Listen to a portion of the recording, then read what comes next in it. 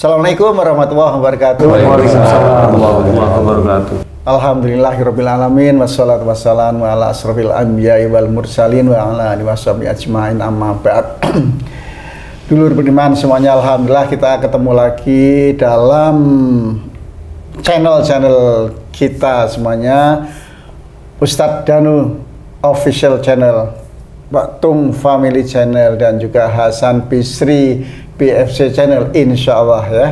Mudah-mudahan pertemuan kali ini juga membawa hikmah seperti yang kemarin-kemarin. Ada ilmu yang bisa kita petik, ada ilmu yang bisa kita terapkan di dalam kehidupan kita sehari-hari, sehingga kita menjadi manusia yang lebih pandai untuk bersyukur, lebih pandai bersabar, dan lebih pandai menghargai apa yang sudah dikaruniakan Allah kepada kita semua. Amin amin ya rabbal alamin.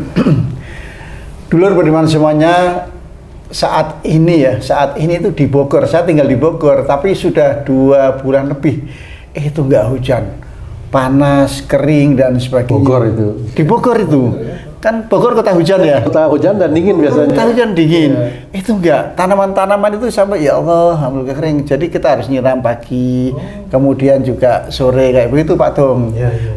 Itu saya belum ngecek, tapi suhu itu luar biasa itu, terasa panas. Malah terjadi pembekuan sehingga ada es itu kan di permukaan itu. Oh iya, ada juga ya itu ya. Nah, itu apakah terlalu panas atau fenomena. Di sekitar Bekasi juga begitu itu, panas itu sampai hampir 40. Hampir 40. Kemudian di Bogor itu sekitar itu juga lah. Dan di Arab Saudi, kalau dapat info dari guru kita yang kemarin baru pulang haji, mudah-mudahan mabrur semuanya Ustadz ya.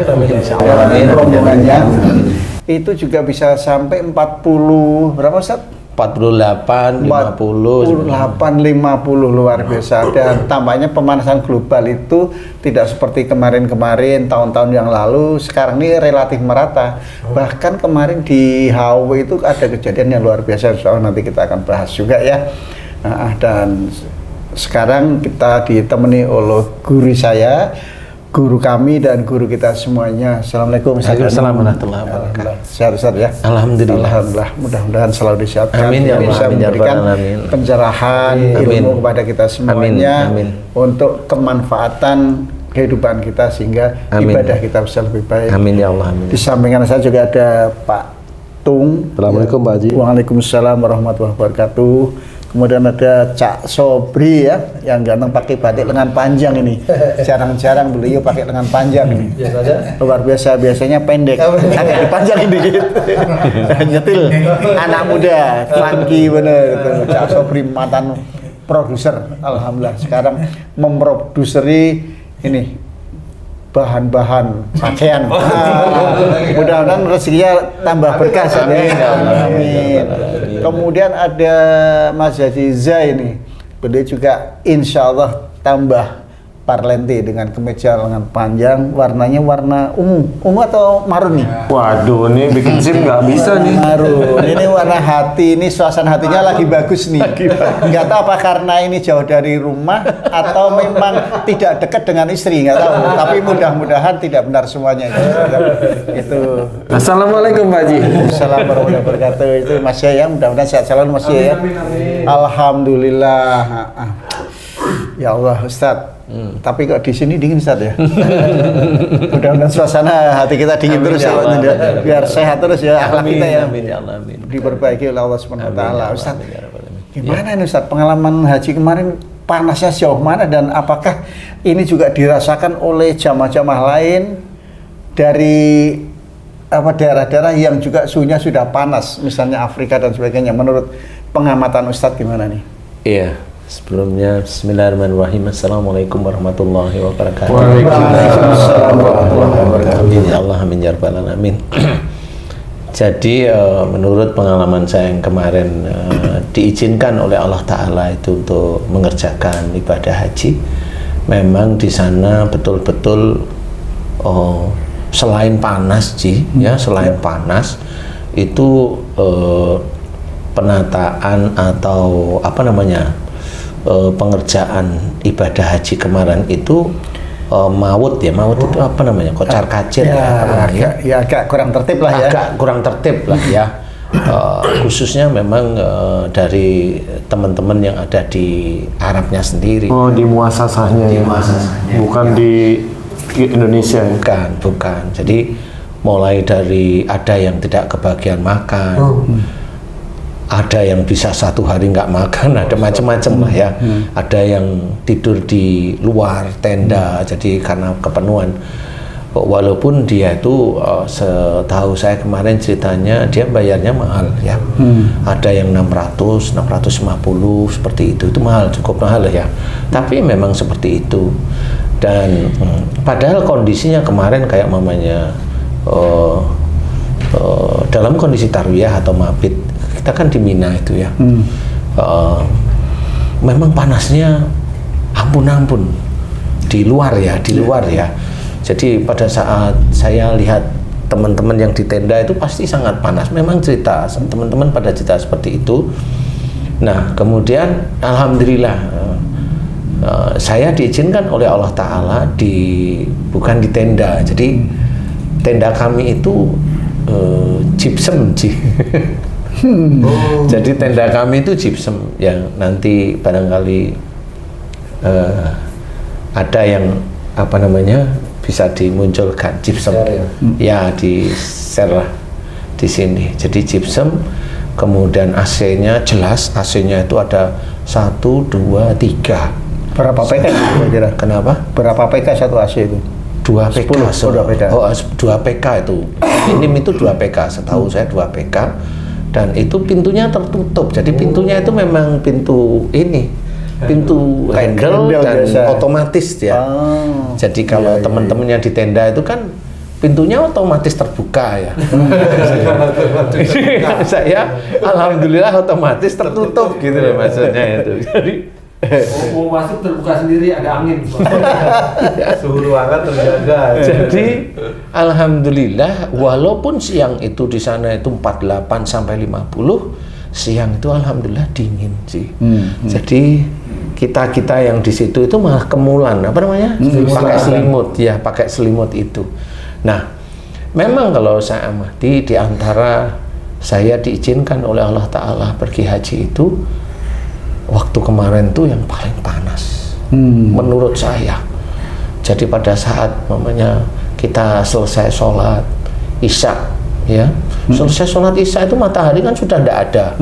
Itu panasnya, anginnya itu sempromong kayak matahari di depan muka itu rasanya ya.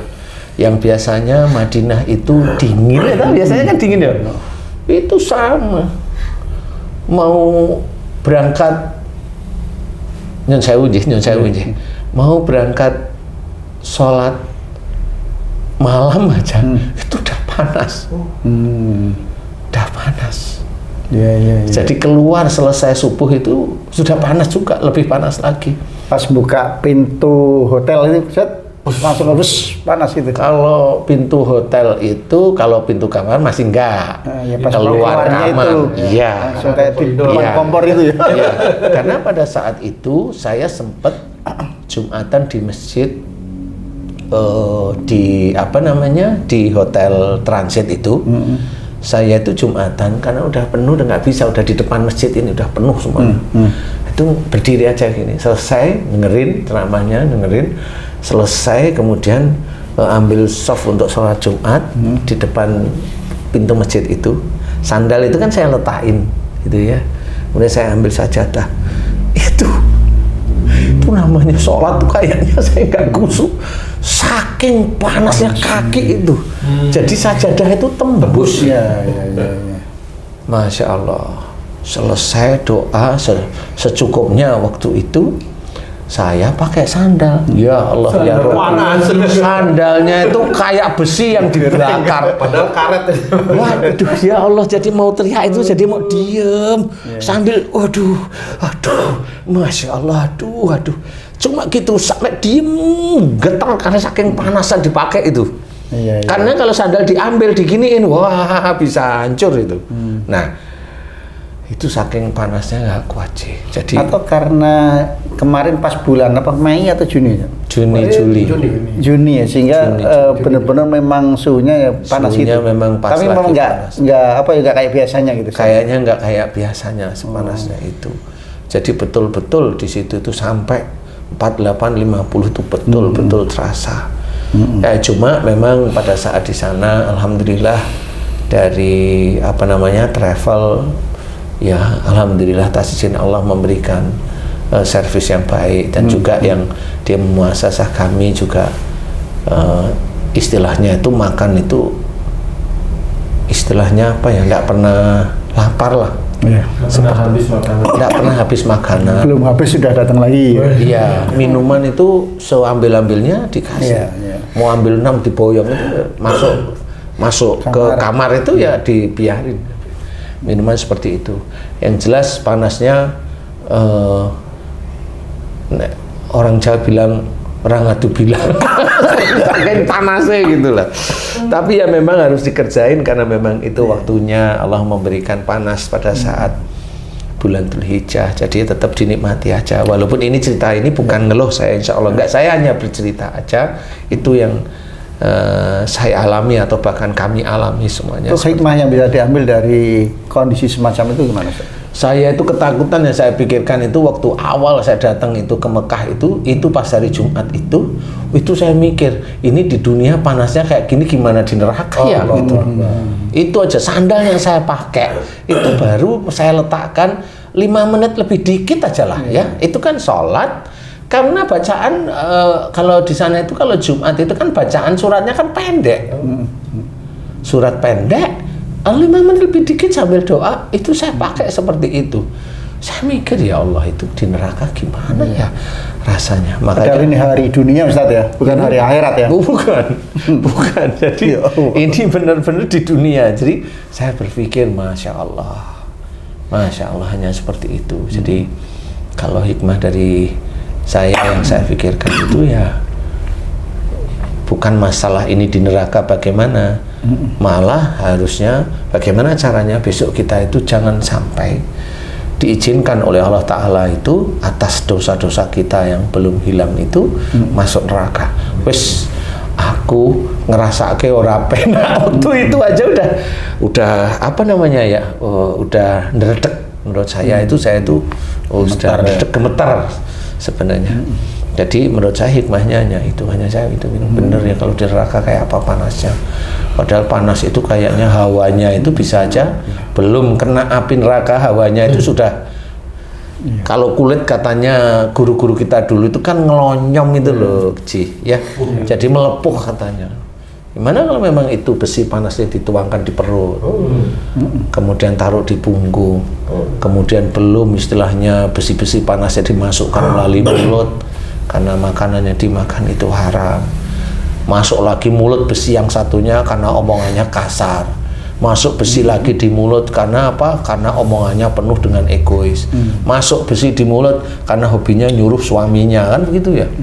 Nah ini yang harus kita pikirkan sebelum yaumul qiyamah. Kita harus benar-benar sudah mulai belajar lah. Nah, insya Allah. Pak Tung, kan Pak Tung sering ke luar kota juga ini ya, sering keluar kota. Ini pengalaman di kota-kota lain, di kampung barangkali kemarin sempat pulang kampung nggak? Itu suhunya bagaimana? Luar biasa panas banget tuh. Di mana itu? Di Bali. Di Bali, di Denpasarnya ya? Denpasarnya ya. Sekitar berapaan itu? Oh, kalau mengenai itu mungkin hampir 30 lah ya. Lebih 30 dong. Biasanya itu kan hanya 24, 25 gitu. Siang itu? Iya, siang. Oh. Ini panasnya pol. Pinggir pantai ya? Ya, karena di pinggir pantai juga gitu, karena juga di kuburan juga. Di kuburan juga. Panas itu. Oh gitu, panas. Dengar sebelah. Cak Sobri yang baru dari kota Malang nih, kota sejuk Ustadz ya. Pengalaman bagaimana di kota Malang kan masih ada adem-ademnya. Oh masih, karena di Batu ya? Iya di Batu. Cuman ini Ustadz, kalau kondisi panas baik di Mekah, di luar Mekah Apa ini akan menjadikan mental manusia itu juga emosinya makin tinggi Pak Ustadz? Karena kondisi panas, orang gampang emosi Ustadz. Ya sebenarnya bisa aja itu menjadikan gampang emosi kalau orang itu lagi terkena suatu masalah. Sebenarnya nggak usah orang yang lagi panas cuaca ya. Orang yang lagi pusing aja bisa langsung emosi. Di dalam rumah nggak panas biasanya tuh puasa itu bisa Pusing emosi. aja emosi. Kemudian kadang-kadang dia di dalam rumah ada AC, dia HP-nya ketahuan ada WA nyelonong aja, itu panas itu. Keringetan. Gitu deh. Iya, Udah keringetan. seperti itu. Ini lagi ngomongin siapa sebenarnya ya? Ngomongin panas, Ji. Ngomongin panas ya, ngomongin Jadi panas. panas itu bisa menjadikan seorang itu lebih agresif, insya Allah bisa. Insya Allah itu bisa. Karena kebiasaan panas itu kan tetap ada hawa-hawa makhluk-makhluk yang menjadikan tubuh itu menjadi panas juga. Kalau memang dia itu lupa bahwa apa yang dikerjakan itu harus karena Allah, sehingga orang itu akan lupa bahwa ada makhluk yang nyusup di antara tubuh-tubuhnya, itu ada makhluk yang masuk karena dia melakukan emosional dalam menghadapi kehidupan dia sehari-hari. Emosional, saya tidak bilang marah ya. Emosional itu makhluk itu akan nyusup. Apalagi emosional yang lari ke arah marah, ngomong yang ada penekanan. Kan seperti itu. Kan oh ini kan budaya, bukan. Rasul tetap mengajarkan lemah lembut. Jadi jangan dengan budaya itu mau mempertahankan bahwa itu benar, kan nggak boleh juga ya. Jadi insya Allah ada makhluk yang menjadikan panas. Makanya kalau makhluk-makhluk itu ya menjadikan orang-orang yang memang hobinya seperti itu semangatnya tinggi biasanya. Semangat tinggi itu akan gampang sekali dia emosi. Ya insya Allah seperti itu yang selama ini saya pelajari dari sifat-sifat karakter-karakter manusia yang saya padukan dengan sifatnya Rasul itu begitu. Bedanya di situ. Insya Allah seperti itu, Cak Sobri. Pak Ustadz, kalau misalnya kan Pak Ustadz sering menerangkan bahwa apa saja musibah yang terjadi itu karena buah tanganmu sendiri. Nah kalau musibah panas misalnya di satu daerah itu terjadi, apa bisa disebabkan karena perbuatan tangan masing-masing orang yang ada di kota tersebut itu Pak Ustadz? Bisa aja seperti itu, bisa saja semuanya.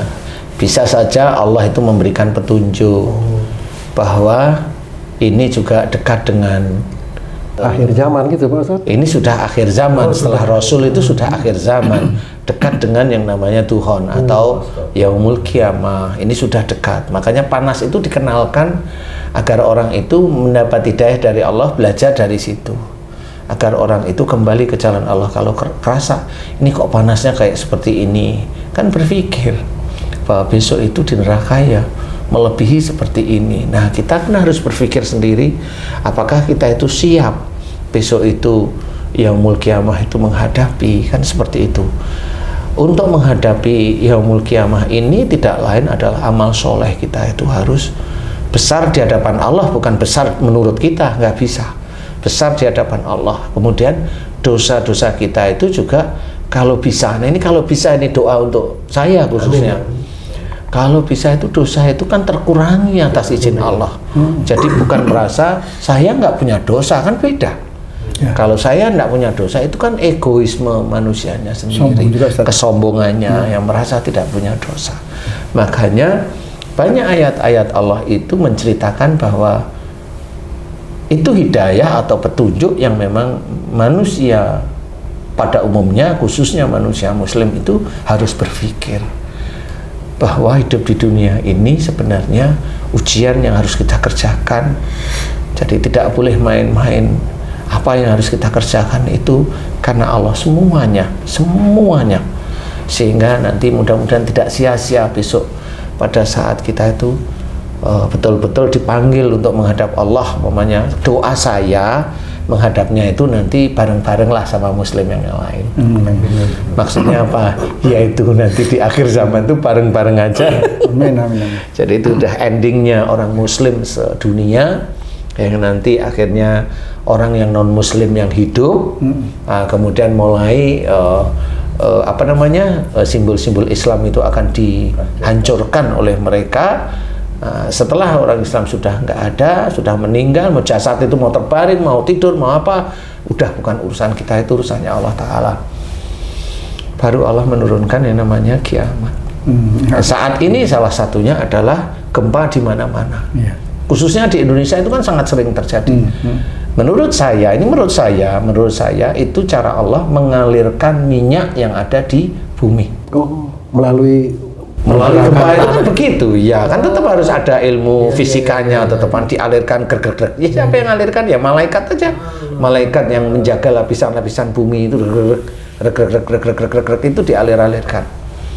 Kemudian juga mengalirkan gas-gas yang gambar terbakar nanti di dalam bumi itu dialirkan juga di suatu titik atau beberapa titik sebenarnya. Itu di istilahnya itu, kalau istilahnya itu mau diledakkan itu di mana manusianya itu penuh di situ. Dan nanti juga mulai gunung-gunung berapi itu lava-lavanya juga dialir-alirkan ke titik-titik yang nanti akan menjadi peledaknya, insya Allah seperti itu. Maaf Ustadz, tadi menyambung Pak Tung tadi, saya jadi ingat peristiwa pekan lalu Ustadz, itu di Hawaii itu Ustadz ya, semacam ada api yang jatuh dari atas, titik dus, kemudian ditimpa oleh angin, kalau tidak salah kecepatannya 130 km per jam itu Ustadz. Akhirnya api merambat ke seluruh kota sehingga habis terbakar Ustadz. Nah, apakah peristiwa semacam itu bisa saja terjadi di negara kita atau bagaimana kalau kemungkinan itu bisa terjadi, cara mencegahnya kira-kira gimana Ustaz? Kalau dari sisi akhlak kita Ustaz. Iya. Kalau memang api itu tidak ada dan memang betul-betul dari atas kelihatan turun kena angin, itu hanya Allah Ta'ala sudah. Jadi Allah akan menyelesaikan masalah di daerah situ. Ada daerah situ yang memang dari sisi menurut perhitungan Allah itu memang harus dibakar lah istilahnya. Wallahu alam yang mana ya saya tidak tahu. Bisa aja memang itu daerah-daerah situ ada sesuatu yang dilakukan yang tidak baik barangkali. Jadi itu Allah harus mengirim api. Loh kok bisa datang api secara kimianya gimana? Oh kimia mah Allah gampang sekali kan gitu ya. Nggak usah yang kimia. Itu jin yang di Indonesia itu kalau di shoot di YouTuber itu, itu kan ada jin yang namanya Banaspati yang api jalan-jalan nemplek membakar. Itu di Indonesia itu banyak. Nah, bisa aja memang salah satu jin yang punya sifat api kuat itu dipegang oleh malaikat, memang diturunkan. Makanya kelihatan aja kalau apinya itu turun di situ, kemudian angin kencang. Itu Allah itu sangat gampang. Karena apa? YouTuber itu malaikat bukan, ilmunya itu bukan ilmu yang dari Allah, ilmu dia itu ilmu dari turunan-turunan sebelumnya. Itu aja bisa bertempur dengan api-api yang seperti itu, apalagi Allah, kan seperti itu. Jadi memang ada sesuatu yang diperingatkan oleh Allah Ta'ala, kayak Haji Hasan. Kalau saya nggak lihat sih, tapi kalau Haji Hasan bisa diizinkan tahu, kan memang itu diberita, itu cara Allah aja. Sama seperti yang di pada waktu bulan Dzulhijjah kemarin yang berhaji itu ya diuji dengan panas yang seperti itu, kemudian keleleran, tidur itu ada yang di depan toilet, kemudian makan itu ya susah, kemudian akhirnya orang itu protes semua, dan itulah yang dinamakan jidal, dan itu bisa menggugurkan hajinya. Seperti itu. Nah ini harus difahami dengan baik. Makanya berlatihlah di negara kita masing-masing itu, berlatih untuk tidak gampang berbantah-bantahan, berlatih untuk tidak gampang ayel-ayelan. Kalau umpamanya disindir, difitnah, nggak usah panas. Seperti itu, belajar. Karena Rasul aja melakukan ibadah haji kan sekali. Jadi kita kalau bisa ya sekali, kalau tidak bisa, kalau ngerti gagal ya 2 kali, kalau gagal lagi 3 kali, tapi jangan utang berangkatnya. Insya Allah seperti itu, kurang lebih gambarannya begitu Ci. Kurang lebih, Allahu a'lam. Ada yang disampaikan Tadi Ustadz katakan panas ini yang sedemikian ekstrim di mana-mana, di banyak negara, di daerah di negara kita juga itu kemungkinan salah satu tanda-tandanya kedatangan Tuhan, dan Tuhan adalah tanda-tanda hari kiamat, di mana banyak pendakwah mengatakan perteballah tauhid gitu loh, atau kuatkanlah tauhid. Nah, Ustadz, menguatkan tauhid ini di titik-titik mana, Ustadz, dalam menghadapi bencana atau keadaan seperti ini, Ustadz? Sebenarnya memang tidak segampang pertanyaan Haji J. Mempertebal tauhid, memperdalam tauhid, menegakkan tauhid itu sebenarnya sulit sih. Memang harus belajar beneran. Jadi harus ada gurunya memahami, dan gurunya pun harus paham tentang tauhid. Kalau gurunya hanya sekedar memberikan pelajaran tentang Quran, kalimat, kata-kata dari Quran itu begini begitu, ya belum tentu itu bisa menjadikan dia mengerjakan tauhid, belum tentu. Tetapi tauhid itu memang betul-betul dipahami. Jadi betul-betul mengerti tentang Allah. Kalau umpamanya salah satu nih, kita dakwah, saya dakwah. Kalau saya bilang umpamanya, kamu baca ini, kamu kalau sholat duha baca ini, pasti rezekimu mengalir terus.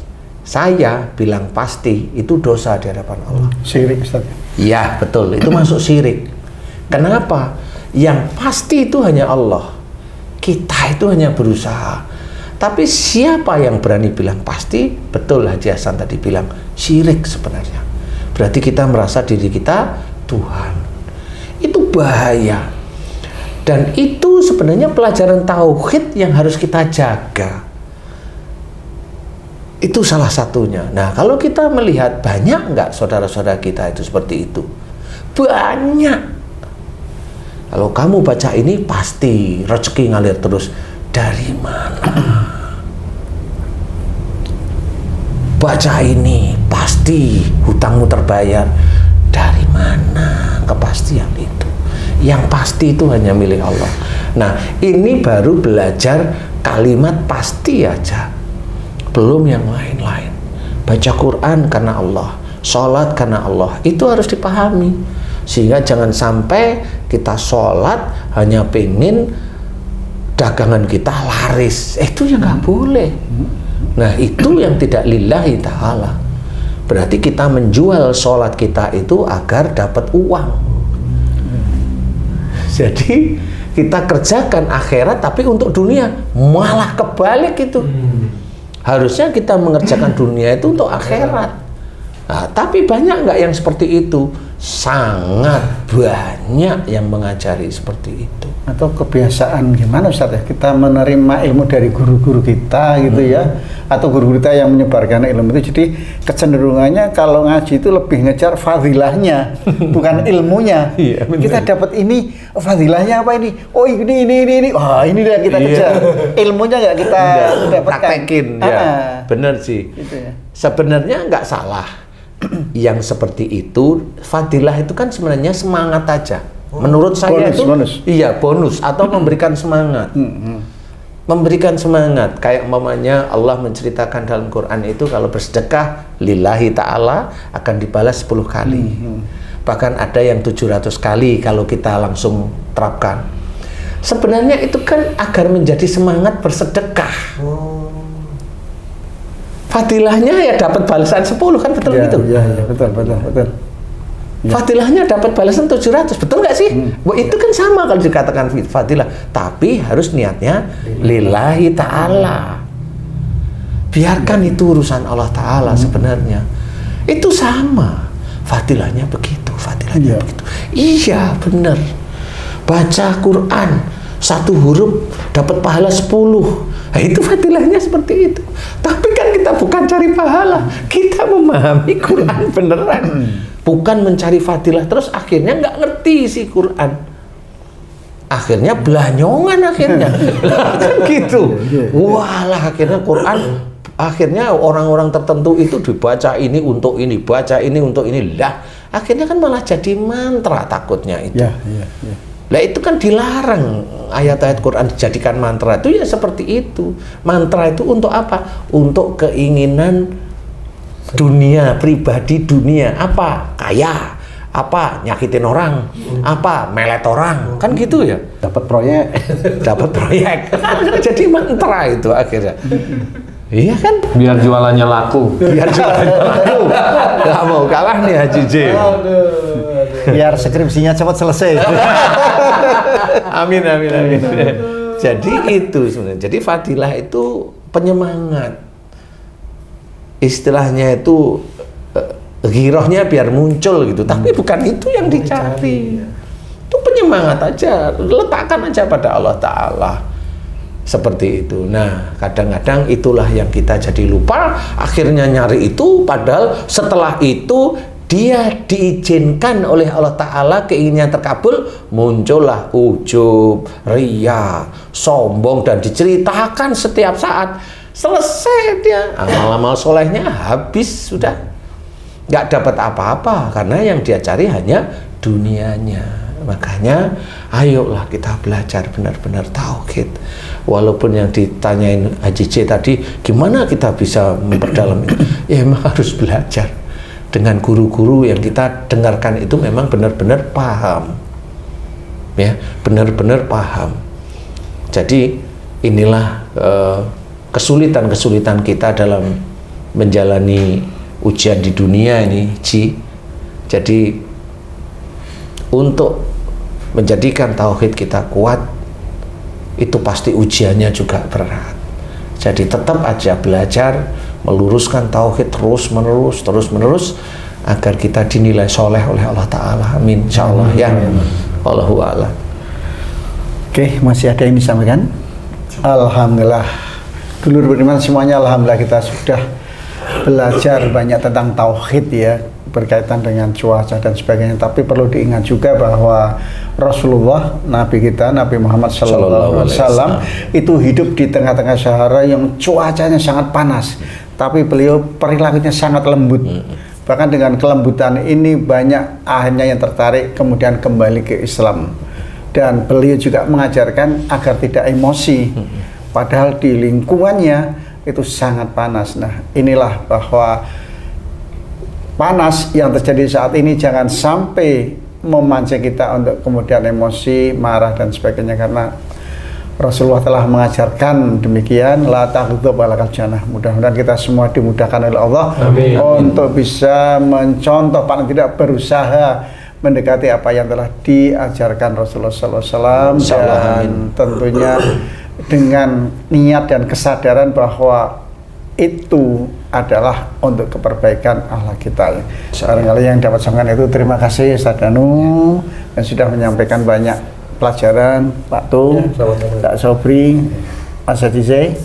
Alhamdulillah, mudah-mudahan kita bisa ketemu lagi di lain kesempatan. Akhirul kalam, billahi taufiq wal hidayah. Wassalamualaikum warahmatullahi wabarakatuh. Waalaikumsalam warahmatullahi wabarakatuh. Alhamdulillah.